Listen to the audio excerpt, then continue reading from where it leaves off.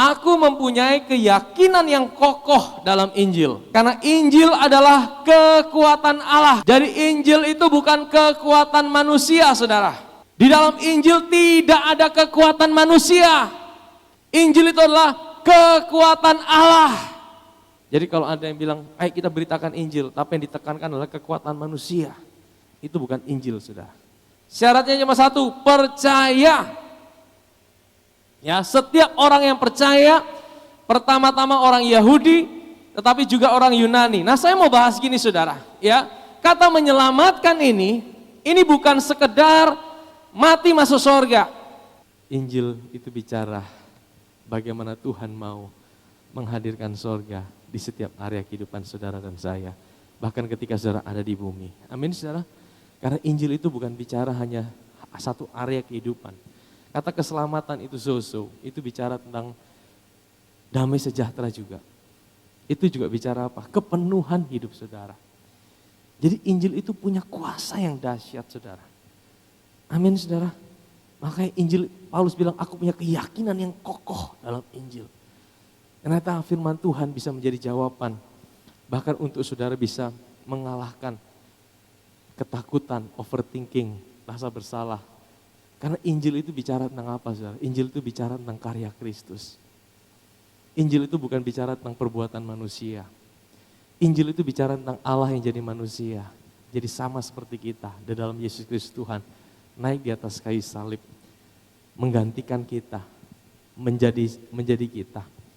Menebus dosa kita. Sehingga hari ini kita boleh diberikan identitas yang baru. Amin, saudara. Dan itu bukan hanya bicara tentang mati masuk surga. Tapi itu juga bisa berikan kita kekuatan, damai sejahtera. Amin, saudara. Nah, hari ini saya mau bahas tentang topik bagaimana kita mengalahkan, mematahkan ya rasa bersalah itu dalam hidup kita. Karena ini yang menjadi seringkali menjadi penyebab seseorang itu tidak bisa move on, dia selalu ada dalam overthinking, dia selalu ada dalam ketakutan. Dan ingat, ya, itu akan berakibat buruk dalam kehidupannya. Itu akan berakibat hal-hal yang lain. Itu sebagai akar yang mengakibatkan hal-hal buruk terjadi. Nah, saya akan bawa kita melihat dari mana asalnya, akarnya itu, saudara. Ya, rasa bersalah itu. Dari mana asalnya itu? Rasa bersalah mengakibatkan ketakutan. Dari ketakutan akhirnya mengakibatkan apa? Hal-hal yang buruk itu terjadi. Dia mulai stres, dia mulai depresi, akhirnya semua hal buruk terjadi. Saudara, kapan itu terjadi pertama kali? Itu terjadi di Taman Eden, saudara. Kalau kita mau lihat akarnya, sebenarnya itu Tuhan sudah kasih tahu. Di Taman Eden, pertama kali manusia merasakan ketakutan, betul, saudara? Dia merasakan, kenapa dia takut? Karena dia rasa bersalah. Dari mana dia rasa bersalah, saudara? Kenapa dia merasa bersalah? Karena dia makan itu buah pohon pengetahuan baik dan jahat. Saudara, dosa manusia memang mereka tidak taat. Tuhan bilang jangan makan pohon itu. Ya, memang mereka tidak taat, tapi ketidaktaatan itu diakibatkan karena mereka makan itu buah, saudara. Kenapa disebut buah pengetahuan baik dan jahat? Karena buah itu memberikan pengertian tentang yang baik dan yang jahat. Waktu mereka makan buah itu, saudara, mata mereka terbuka dan mereka tahu tentang yang baik dan yang jahat. Waktu mereka tahu tentang yang baik dan yang jahat, di situ mereka mulai dapati diri mereka ternyata ada yang tidak baik. Apa itu, saudara? Telanjang. Dari mana mereka tahu telanjang tidak baik? Dari mana, saudara? Sebelumnya mereka juga telanjang. Kenapa mereka tidak sadar bahwa telanjang itu tidak baik? Sebelumnya. Tapi setelah mereka makan itu mata mereka terbuka. Mereka baru tahu telanjang itu tidak baik. Baru mereka rasa bersalah. Ya. Jadi buah pengetahuan baik dan jahat itu melambangkan kebenaran diri sendiri. Waktu manusia makan itu pohon, mereka terlepas dari Tuhan. Mereka hidup dengan cara berpikir mereka sendiri. Oh, ini baik, ini tidak baik. Sehingga apa, saudara? Itulah kebenaran diri sendiri. Sebenarnya dosa yang paling besar itu bukan membunuh, berzina, menipu, Dosa yang paling besar itu adalah ketika seseorang itu mengandalkan dirinya sendiri. Itulah kebenaran diri sendiri, saudara. Itu yang paling Tuhan benci. Waktu seorang mengandalkan dirinya sendiri, buahnya adalah semua yang jahat yang lain, saudara. Amin, saudara. Waktu manusia terlepas dari Tuhan, dia mulai andalkan dirinya sendiri. Bahkan untuk datang pada Tuhan, mereka takut, mereka harus buat daun pohon ara. Apakah mereka waktu tutup itu mereka tidak lagi malu? Kira-kira mereka masih takut tidak, saudara?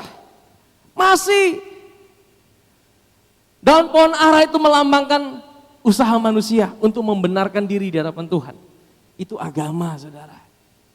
Kekristenan itu bukan agama. Kekristenan itu adalah Tuhan yang cari manusia.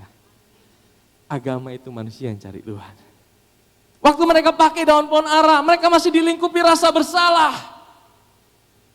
Tuhan tahu, mereka tidak mungkin bisa datang pada Tuhan kalau bukan Tuhan yang datang sama mereka. Makanya Tuhan ambil inisiatif.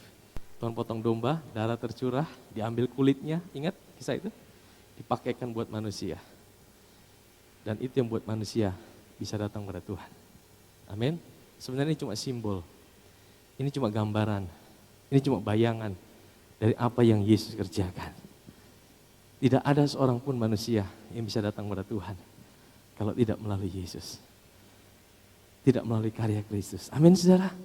Makanya Tuhan Yesus kutuk pohon ara. Ingat Yesus kutuk pohon ara? Waktu dia cari buah di pohon ara, tidak ada buahnya, dia kutuk itu pohon. Jangan berbuah lagi selama-lamanya. Setelah dia kutuk, baru dia ajar tentang iman. Dia ajar tentang iman. Jikalau kamu punya iman sebesar biji sawi saja, maka engkau bisa memindahkan gunung pindah ke laut. Setelah dia kutuk itu pohon ara. Maksudnya apa? Pohon ara itu melambangkan kebenaran diri sendiri. Kalau engkau mempunyai iman yang sejati, tidak boleh mengandalkan kekuatan diri saudara sendiri. Amin, saudara. Di dalam hukum Taurat hanya terdapat bayangan saja dari keselamatan yang akan datang.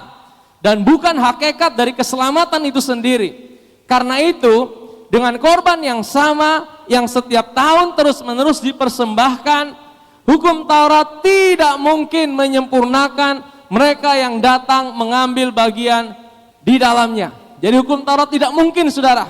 Kenapa tidak mungkin? Next, ayat yang kedua. Sebab jika hal itu mungkin, pasti orang tidak mempersembahkan korban lagi. Karena apa? Karena korban Kristus. Sebab mereka yang melakukan ibadah itu tidak sadar lagi akan dosa setelah disucikan sekali untuk apa? Selama-lamanya. Dengan kata lain, saudara, waktu datang yang asli. Yang asli itu apa? Korban Kristus. Korban Kristus yang menyucikan kita, mengampuni kita satu kali untuk selama-lamanya. Harusnya kita hidup tidak sadar lagi akan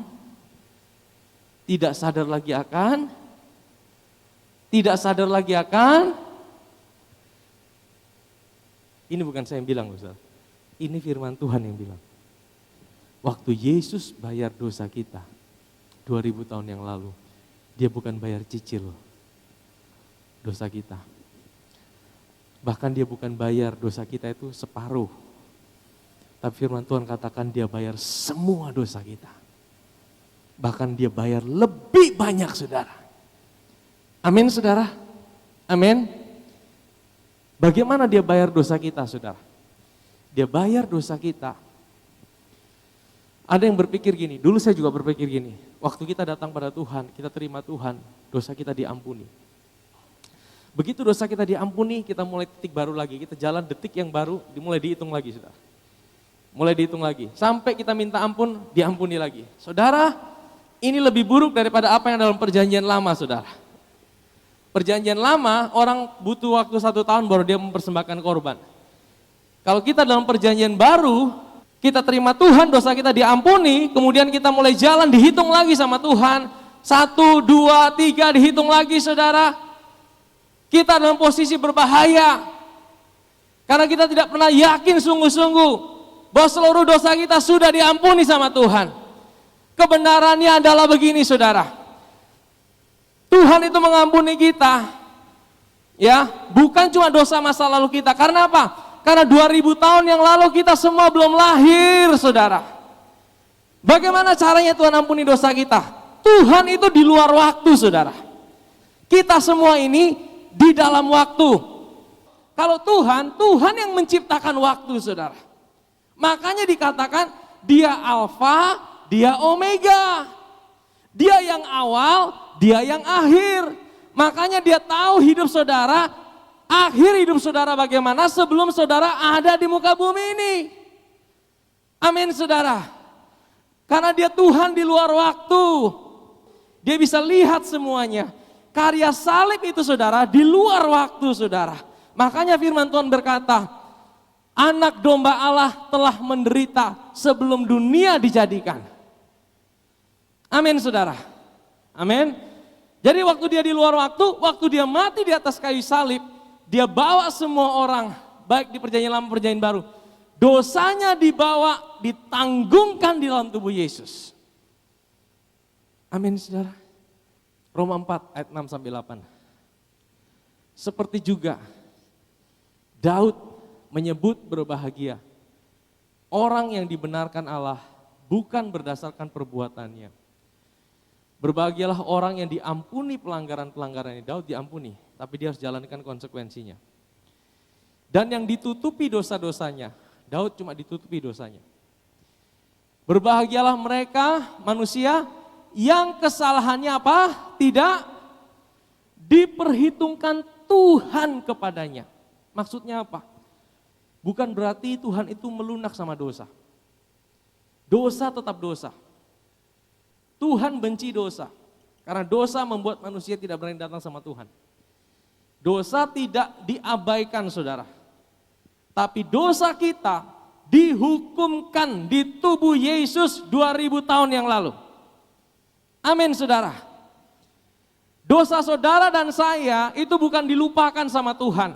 Dosa saudara dan saya diambil sama Yesus. Dia tahu semua dosa saudara, dia tahu seluruh kehidupan saudara, dia ambil itu dan dia taruh itu di tubuh Yesus 2000 tahun yang lalu dan Yesus berkata, sudah selesai.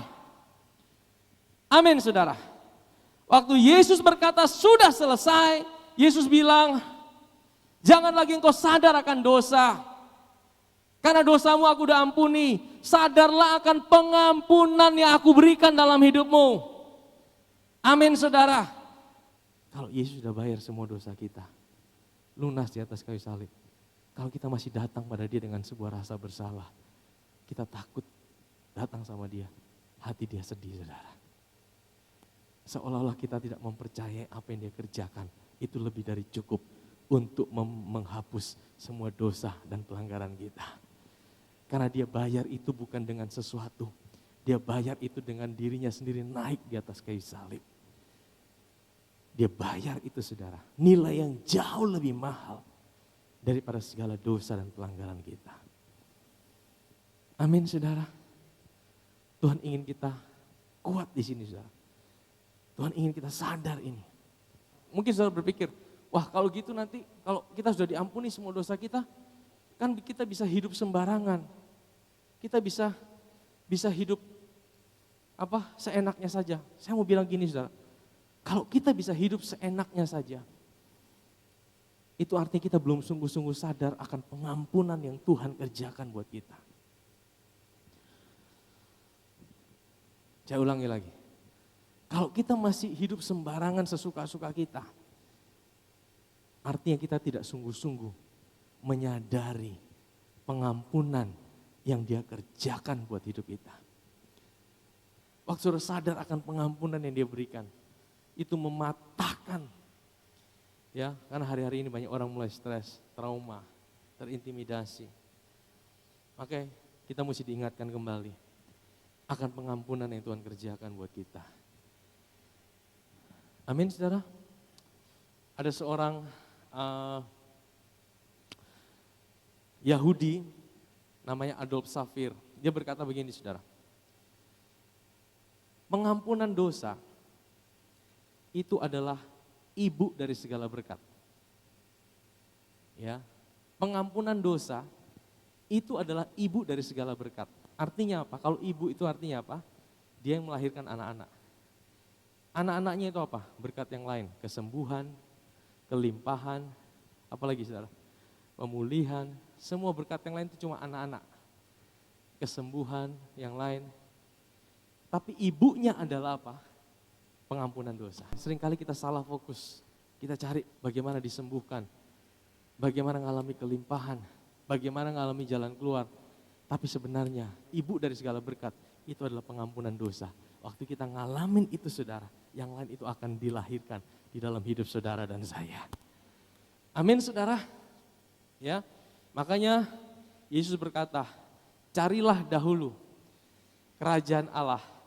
Kerajaan Allah bukan bicara soal makanan dan minuman. Kebenaran, righteousness, sukacita, dan damai sejahtera oleh Roh Kudus. Amin saudara. Bagaimana hidup saudara bisa dalam damai sejahtera? Bagaimana hidup saudara bisa dalam sukacita? Ketika saudara tahu siapa diri saudara dalam Kristus. Ketika saudara tahu saudara sudah didamaikan dengan Tuhan. Amin saudara. Waktu saudara tahu saudara didamaikan dengan Tuhan, itu ada damai sejahtera dalam hidup saudara. Karena kalau saudara didamaikan dengan Tuhan, saudara sudah diampuni sama Tuhan sepenuhnya, saudara selalu berani datang sama Tuhan. Amin. Itu damai sejahtera yang sejati. Dan kebenarannya, righteousness itu apa saudara? Kebenarannya, saya sudah sering sampaikan di sini. Ya, righteousness atau kebenaran itu adalah right standing before God. Saudara tahu, saudara diberikan kebenaran Yesus dalam hidup saudara. Sehingga apa? Kebenaran Yesus yang saudara miliki hari ini membuat saudara bisa berdiri di hadapan Bapa sama seperti Yesus berdiri di hadapan Bapa. Amin saudara. Saudara bisa berdiri di hadapan Bapa. Bapa melihat hidup saudara, dia tidak lihat hidup saudara, tapi dia lihat Kristus dalam hidup saudara. Itu identitas saudara. Amin. Saudara harus cari ini. Saudara harus ingatkan diri saudara. Saudara harus akui ini. Ingatkan diri saudara selalu. Siapa diri saudara dalam Kristus. Amin. Kalau saudara ingatkan, saudara sadar, saudara selalu ingat ini. Sekalipun saudara dalam tantangan, sekalipun saudara dalam masalah, sekalipun saudara dalam pergumulan. Waktu saudara tahu saudara siapa diri saudara. Ada kekuatan, ada damai sejahtera, ada sukacita.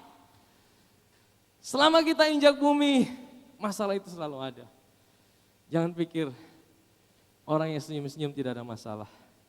Masalah banyak saudara. Tapi kalau saudara tahu siapa diri saudara dalam Kristus, saudara selalu diingatkan akan pengampunannya. Saudara tahu bahwa Tuhan tidak pernah tinggalkan hidup saudara. Masalah itu boleh datang, tapi saudara tidak dikuasai masalah. Tapi saudara berjalan di atas masalah. Amin saudara. Banyak orang stres. Banyak orang depresi, banyak orang trauma. Tuhan bilang apa? Engkau sudah diampuni. Amin saudara. Engkau sudah diampuni. Kita mesti terima itu saudara. Ya, pengampunan itu adalah ibu dari segala berkat. Saudara, ingat satu kisah. Ada seorang lumpuh di dalam Markus pasal yang kedua. Yesus sedang ngajar di sebuah rumah. Rumah itu penuh. Orang lumpuh ini tidak bisa datang. Ada 4 orang temannya. 4 orang temannya itu berinisiatif angkat dia dari atas rumah. Saudara bayangkan, mereka harus buat lubang, naik ke atas rumah, dan mereka turunkan orang lumpuh itu persis di tengah-tengah di depan Yesus. Saudara lihat apa yang Yesus katakan buat orang lumpuh ini. Ya, saya mau tanya sama saudara, kalau orang lumpuh dia butuh apa? Butuh berjalan, betul?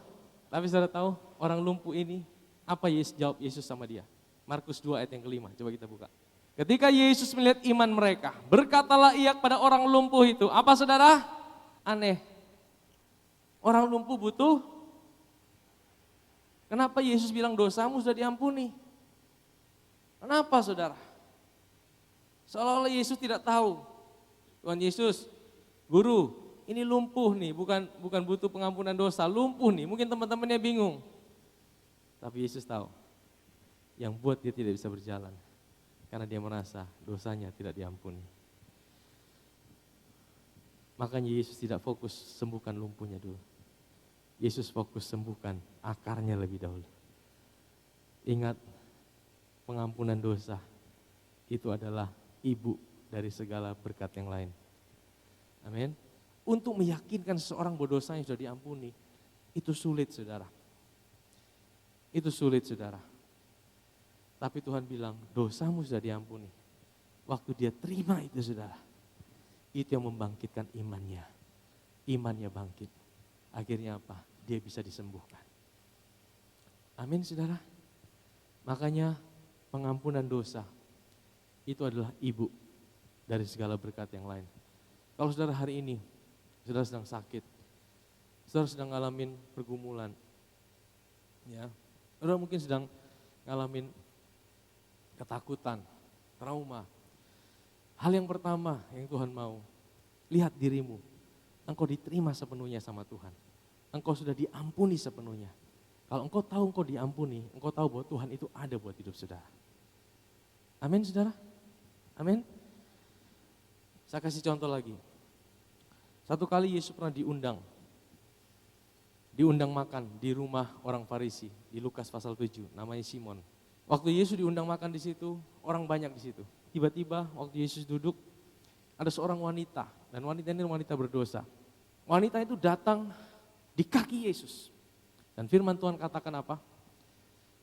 Dia bawa minyak wangi, narwastu itu. Dan dia pecahkan di kaki Yesus. Dia pecahkan di kaki Yesus. Dan saudara tahu, dia mulai lap kaki Yesus dengan rambutnya. Dan orang-orang di rumah itu mulai gosip. Ya, ngomong dalam hati lah, saudara. Firman Tuhan bilang, mereka bicara dalam hati mereka. Kalau dia nabi, dia pasti tahu siapa wanita ini. Kalau dia tahu wanita ini, harusnya dia tidak mau seperti itu. Saudara tahu, waktu saya renungkan, kenapa ya Yesus itu menarik seperti ada magnet buat orang berdosa. Kenapa, saudara? Waktu saya renungkan, kalau Yesus yang kita beritakan hari ini tidak lagi menarik buat orang berdosa, jangan-jangan kita beritakan Yesus yang lain, saudara. Ini wanita berdosa yang datang di kaki Yesus. Dia lap kaki Yesus dengan rambutnya, dengan minyak wangi. Gajinya selama 1 tahun, saudara. Dan apa, saudara? Yesus tahu apa yang mereka bicarakan. Saudara tahu? Yesus tahu apa yang saudara pikirkan. Bahkan kalau saudara cuma omong dalam hati, dia tahu, saudara. Betul? Iblis tidak tahu, tapi Yesus tahu, saudara. Yesus bilang gini, Simon, sini. Saya mau bilang sama kamu. Ada perumpamaan, ada 2 orang yang punya hutang. Yang satu hutangnya 500 dinar. Yang satu hutangnya 50 dinar. 1 dinar itu gaji 1 hari. Dua-duanya tidak bisa bayar hutang. Kemudian bos ini baik hati bilang gini, sudah hapuskan dua-duanya hutangnya. Yesus tanya sama Simon, menurut kamu, kira-kira siapa dari 2 orang ini yang akan lebih mengasihi bos itu? Menurut saudara, yang mana, saudara? Yang hutangnya 500 dinar atau yang 50 dinar? Kenapa, saudara? Karena lebih banyak, betul? Nah, itu jawaban yang benar. Simon juga jawab seperti itu, saudara. Simon bilang yang 500 dinar dong. Benar katamu, kata Yesus. Lihat Simon, aku datang di rumahmu, engkau tidak siapkan aku air untuk aku basuh kakiku. Tapi aku datang di rumah ini, wanita ini, dia datang, dia bawa gajinya, dia bawa upahnya. Upahnya dari mana, saudara? Dari dia kerja. Dia bawa itu, saudara. Dia pecahkan di kaki Yesus. Dia basuh kaki Yesus. Yesus bilang apa? Sebenarnya Yesus bilang gini, wanita ini dia sadar hutangnya banyak, makanya dia bisa berbuat lebih baik. Simon, dia pikir hutangnya sedikit, makanya dia cuma bisa berbuat sedikit. Masalahnya, adakah hutang besar, hutang sedikit? Menurut saudara, kira-kira kita ada yang hutang besar, hutang sedikit sama Tuhan? Tidak ada, saudara. Tidak ada, hutang kita semua besar. Tapi hanya ada orang-orang yang merasa hutangnya sedikit. Kalau kita merasa hutang kita sedikit, maka kita akan berbuat kasih sama Tuhan juga sedikit.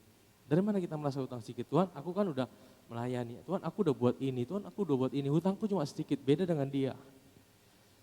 Ada orang yang merasa, Tuhan, aku tidak layak. Waktu dia merasa dia tidak layak, dia terima pengampunan. Makanya pengampunan itu adalah kesadaran kita setiap hari. Waktu kita menyadarkan diri kita, aku dilayakkan Tuhan. Aku diampuni sepenuhnya. Aku tidak layak Tuhan. Engkau ampuni aku sepenuhnya. Waktu kita sadar itu saudara, kita bisa mengasihi Tuhan lebih lagi. Amin saudara.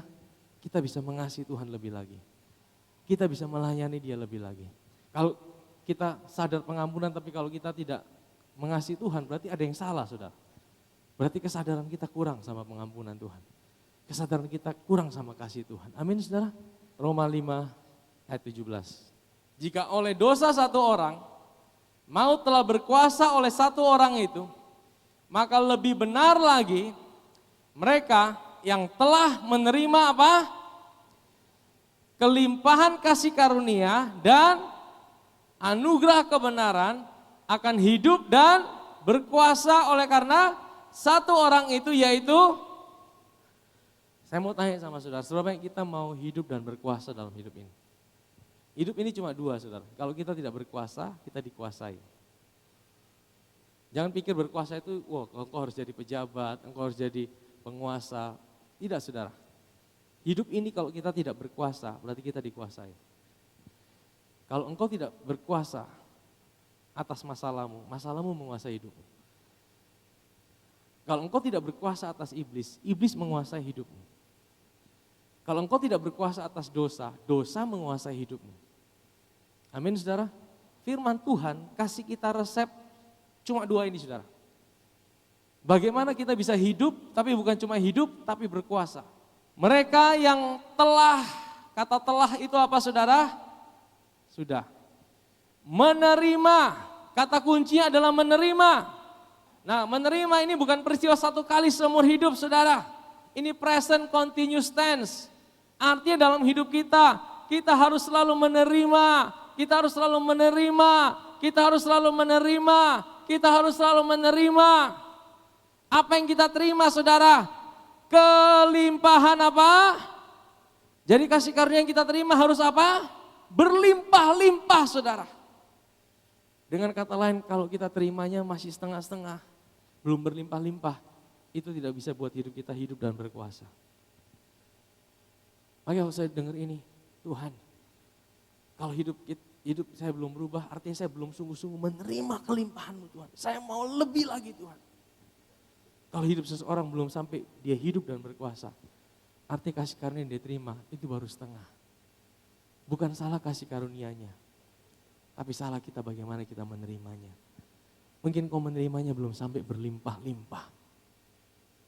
Ya, sama dengan hukum Taurat. Hukum Taurat tidak salah. Hukum Taurat itu seperti cermin. Kalau saudara lihat cermin, semakin saudara lihat cermin, semakin saudara lihat apa? Keburukan saudara, betul? Kalau mukanya ada jerawat, semakin saudara lihat, semakin saudara jengkel. Ini jerawat kok tidak hilang-hilang. Waktu Tuhan kasih hukum Taurat, hukum Taurat itu tidak bisa menyempurnakan kita. Hukum Taurat cuma kasih tahu kelemahan kita. Justru karena kita tahu kelemahan kita butuh juru selamat. Amin saudara. Demikian juga kasih karunia. Kita harus terima secara berlimpah-limpah. Waktu engkau belum mengalami sesuatu, buka hati saudara lagi, sadari lagi.